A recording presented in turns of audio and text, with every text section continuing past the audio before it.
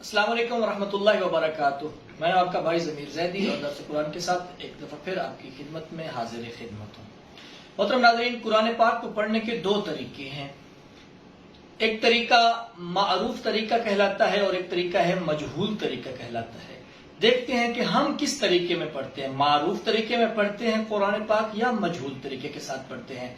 معروف طریقہ اور مجہول، پہلے مجہول طریقہ سمجھ لیتے ہیں۔ مجہول طریقے کو آسان کر کے اگر میں آپ کی خدمت میں عرض کروں تو ہمارا علاقائی پڑھنے کا جو طرز ہے، جو طریقہ ہے، وہ مجہول طریقہ کہلاتا ہے۔ مثلا الحمدللہ رب العالمین، یہ مجہول طریقہ ہے۔ اور معروف طریقہ ہے وہ جو قرات حفص کے مطابق پڑھا جاتا ہے، جو کہ مستند ترین روایت ہے۔ قرات حفص جنہوں نے حضرت عاصم کوفی سے قرآن سیکھا تھا، اور عاصم کوفی نے مولا کائنات امیر المؤمنین علی بن ابی طالب علیہ السلام سے قرآن سیکھا تھا، یعنی کہ الحمد سے لے کر والناس تک یہ طریقہ وہی طریقہ ہے جو علی بن ابی طالب علیہ السلام نے تعلیم فرمایا ہے۔ تو اس مولا کائنات کے بتائے ہوئے طریقے کے مطابق معروف طریقہ قرآن پڑھنے کا کیا ہے؟ تو اس کے اندر دو چیزیں اہم ہے سمجھنے کے لیے۔ پہلی چیز ہے پیش کی آواز۔ پیش کی آواز او بو تو نو یہ نہیں ہے، بلکہ کیا آواز آئے گی؟ او بو تو سو جو ہو خو دو زو تا آخر۔ اور اسی طریقے سے زیر کی آواز کیا ہوگی؟ اے بے لے نہیں، ای بی لی۔ یہ ایک معروف طریقے کی نشانی ہے۔ تو کس طرح ہم الحمد کو پڑھیں گے؟ بسم اللہ الرحمن الرحیم، الحمد للہ رب العالمین، الحمد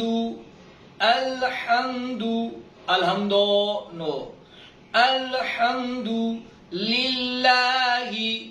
اب ایک چیز اس میں خاص خیال رکھیں، زبر زیر پیش کی مقدار جیسا میں نے پچھلی ویڈیو میں عرض کیا تھا پوری دنیا میں ایک ہے، تمام عالم اسلام میں ایک ہے۔ پہلے دن سے لے کر قیامت تک زبر زیر پیش کی مقدار ایک ہے، اس میں کوئی کمپرومائز نہیں، کسی مذہب کا، کسی فرقے کا، کسی ملک کا، کسی زبان کا، کہ مقدار ایک حرکت ہے، شروع ہوتے ہی ختم ہو جائے گی۔ مثلا دو، یہ ایک مقدار ہے۔ اب اس کو اگر ہم طول دیں گے، بڑھائیں گے تو معنی غلط ہو جائے گا۔ اب اس میں جو عموماً ہم سنتے ہیں بطفیل مجالس، تو کس طرح ہوتا ہے؟ دو چیزیں بہت اہم ہے، بہت اہم ہے۔ ڈکشنری میں جا کر دیکھیں، اگر الہم یعنی کہ دو چشمی ہا کے ساتھ ہم پڑھیں الہم، تو اس کا مطلب ہے نعوذ باللہ نہ کرے کفر ناباشا، کہ تمام پستیاں للہ ہی، اللہ کے لیے ہیں۔ اللہ اکبر، کہ کتنا معنی چینج ہو رہا ہے۔ اور اگر ہا کے ساتھ پڑھیں الحمد، اس کا معنی ہے تمام تعریفیں للہ ہی، کس کے لیے ہیں؟ اللہ کے لیے ہیں۔ تو بس ایک تھوڑی سی احتیاط کے ساتھ معنی بہتر ہو سکتا ہے۔ الحمد بجائے یہ کہ پڑھیں الحمد، یہ غلط ہے۔ اور اس کے علاوہ اگر لام کو کھینچ کے رکھیں تو یہ بھی قرآن قطعا نہیں ہے، خدا کی جو تعریف ہے وہ بالکل نہیں ہے۔ مثال میں دیتا ہوں، اگر یوں پڑھا جائے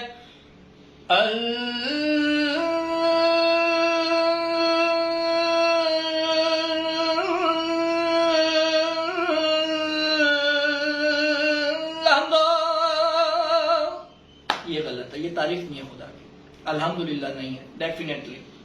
کسی بھی مذہب میں جائیں، کسی بھی مکتب میں جائیں، کسی چھوٹے سے چھوٹا یسر میں قاعدہ اٹھا کے دیکھیں، یہ الحمد نہیں ہے، یہ قرآن نہیں ہے، یہ خدا کی تعریف بالکل نہیں ہے۔ غلط قرآن پہ داد دینا ہمارا نہیں فریضہ کہ ہم داد دیں۔ تو آئیں کوشش کریں مل بیٹھ کر کہ یہ جو قرآن کی زبر زیر کی غلطیاں ختم ہو جائیں، پورے معاشرہ قرآنی معاشرہ بن جائے، وہ محنت سے ہو سکتا ہے انشاءاللہ تعالی عزیز۔ خدا ہماری یہ قرآنی خدمت کاوش محنت قبول فرمائے اور اس میں مزید ہمیں برکت عطا فرمائے۔ کریم پروردگار ہمیں ثابت قدم رہنے کی توفیق عطا فرمائے۔ الحمدو نہیں بڑھانا، یا یوں پڑھیں للہ، بڑھا دیں گے تو مقدار غلط ہو جائے گی۔ الحمد للہ رب العالمین، حق ادا ہو گیا ہے اس کا۔ بہتر ہو گیا ہے.